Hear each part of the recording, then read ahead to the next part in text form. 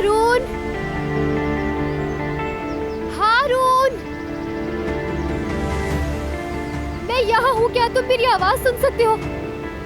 हारून, हारून, यहाँ तो मुझे कोई भी नजर नहीं आ रहा। ये कितना सुनसान इलाका है, कुछ समझ नहीं आ रहा। हारून, हारून, यास्मीन, यास्मीन, दिलान, यास्मीन।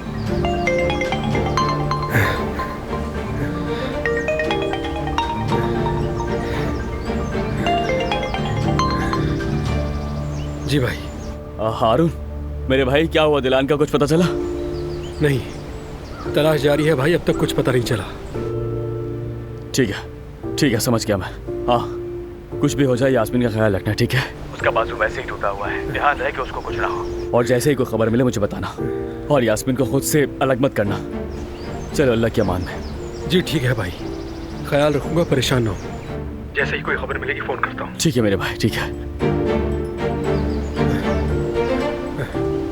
यास्मीन, यास्मीन, यास्मीन।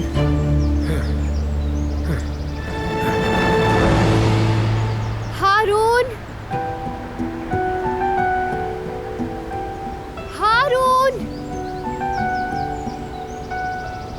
हारून, हारून, हारून,